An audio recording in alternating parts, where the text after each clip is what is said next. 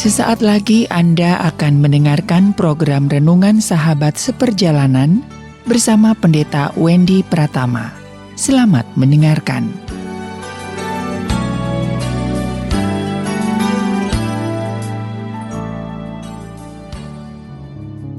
Selamat berjumpa kembali dalam layanan audio Sahabat Seperjalanan untuk menolong Anda berdoa dan bersaat teduh setiap hari. Hari ini adalah hari Kamis 5 November 2020. Tema yang kita akan bahas yaitu berjudul Memulihkan Hubungan yang Retak. Memulihkan hubungan yang retak.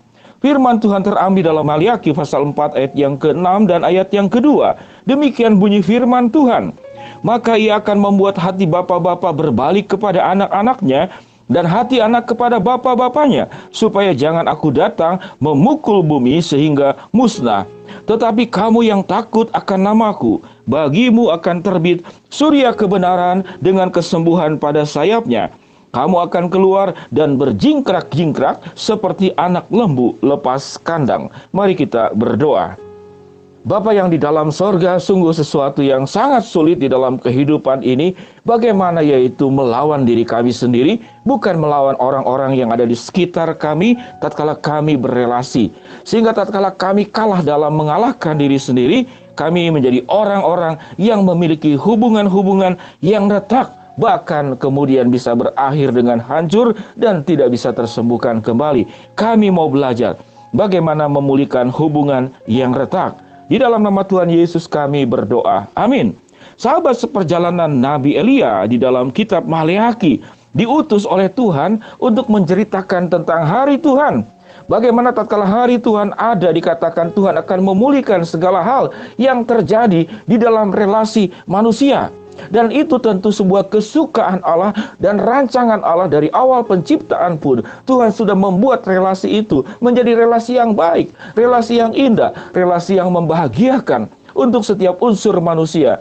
Tatkala seseorang tidak mampu mengalahkan dirinya sendiri, maka dia akan bermasalah di dalam relasi, di dalam segala hal. Sahabat seperjalanan yang dikasihi Tuhan, contoh dalam kitab Maleaki berbicara tentang bagaimana bapa dengan anak memiliki hubungan yang tidak baik. Dalam jabaran yang lebih luas, demikian juga bagaimana hubungan anak dengan ibu juga tidak baik. Bapa dengan ibu juga tidak baik. Hubungan anggota keluarga juga tidak baik. Bahkan hubungan-hubungan di dalam jangkauan yang jauh lebih luas, itu pun banyak yang menjadi bermasalah. Dan satu perkara sebagaimana yang disampaikan di dalam doa pembukaan tadi, yaitu karena kita tidak sanggup untuk mengalahkan diri sendiri. Musuh terbesar di dalam hubungan yang retak pada dasarnya adalah diri sendiri. Tatkala kita memaksakan kehendak diri, tatkala kita memaksakan keinginan diri, tatkala cara saya adalah cara yang terbaik dan semua orang itu harus menurut. Tatkala nafsu yang dikedepankan, tatkala segala macam rencana yang tidak ada kemudian berdamainya dengan rencana-rencana yang ada di pihak luar. Tidak ada unsur toleransinya, kita menjadi orang-orang yang otoriter, mendominasi, dan menjadikan seluruh dunia itu berpusat kepada diri. Bagaimana Yesus memberikan sebuah pengajaran bahwa pusat hidupnya itu bukan dirinya sendiri. Yesus menjadikan relasi itu bagaimana dibangun kembali yang sudah rusak dan hancur. Yesus membangun relasi karena Yesus sudah mengalahkan dirinya sendiri. Sekalipun Yesus adalah Allah, sekalipun Yesus adalah Tuhan, tidak yang ada di kedudukan yang tertinggi, itu mau turun kepada yang paling bawah, merendahkan hati, kenosis, mengosongkan diri dan menjadi sama seperti manusia. Jikalau prinsip di dalam hubungan dan relasi ini, apa yang diajarkan oleh Kristus itu kemudian dimiliki oleh kita, maka banyak relasi itu akan pulih dengan serta-merta dan Tuhan akan ubahkan setiap relasi yang retak, yang hancur, yang berantakan itu direkatkan kembali. Dan pada akhirnya hasil daripada relasi yang dipulihkan itu, Anda mengalami kebahagiaan, Anda mengalami kedamaian, hidup Anda penuh dengan senyum yang terbuka, hidup Anda menjadi cerah. Karena mengapa? Karena kita sudah melaksanakan yang menjadi rancangan Allah, bagaimana relasi itu bisa terbangun dengan baik. Sahabat seperjalanan yang dikasihi Tuhan, ada banyak contoh relasi yang saya ambil di dalam kisah-kisah yang terjadi. Ada dua kisah. Kisah yang pertama adalah tatkala seorang istri yang kemudian dilakukan kekerasan dalam rumah tangga, KDRT, dipukul, dimarahi, disobek baju. Nah, ada sebuah peristiwa.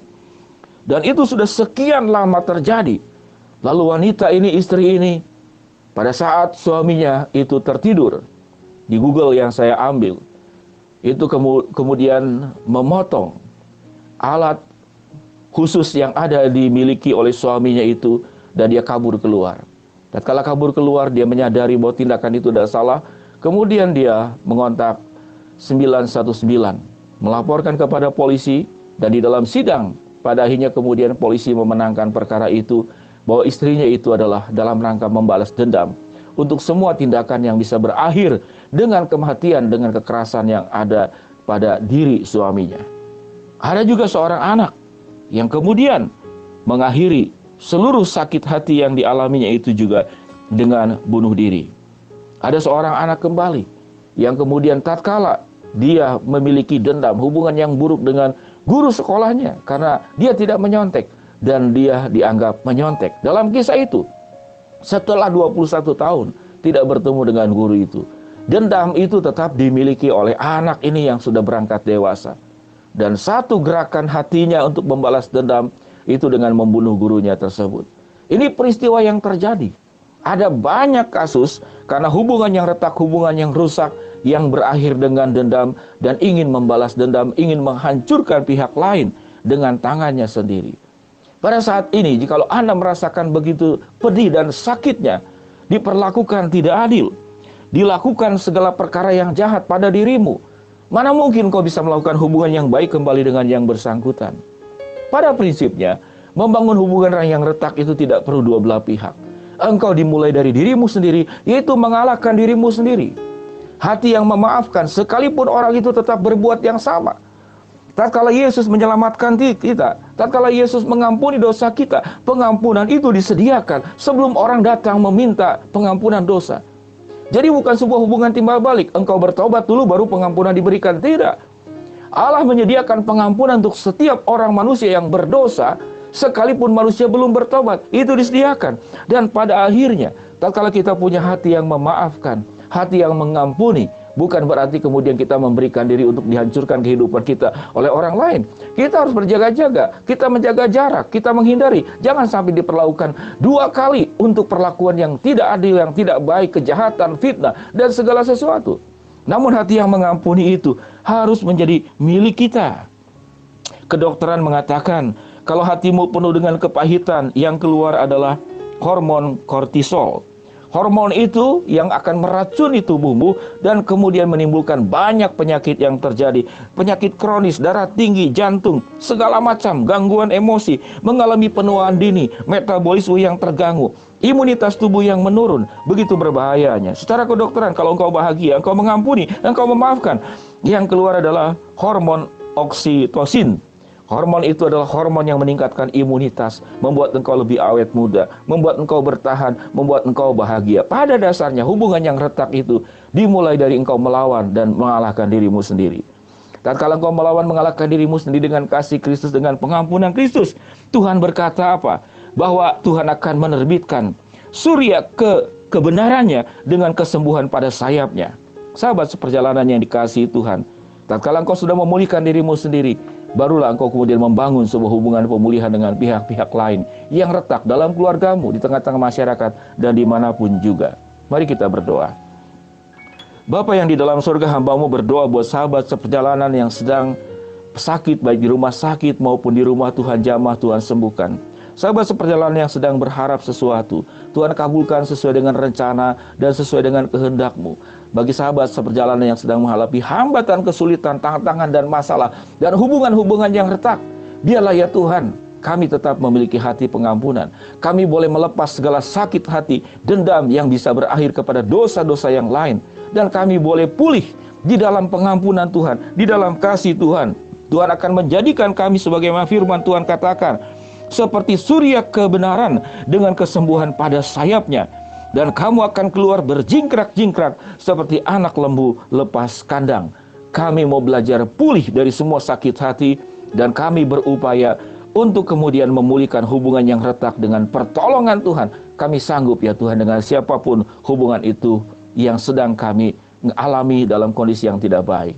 Di dalam nama Tuhan Yesus kami berdoa. Amin.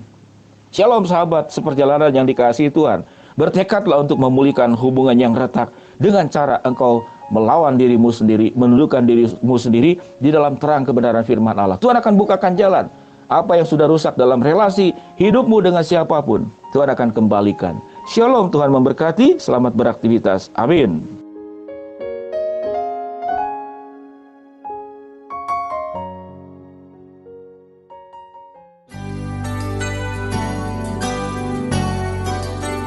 Anda baru saja mendengarkan program Renungan Sahabat Seperjalanan bersama Pendeta Wendy Pratama.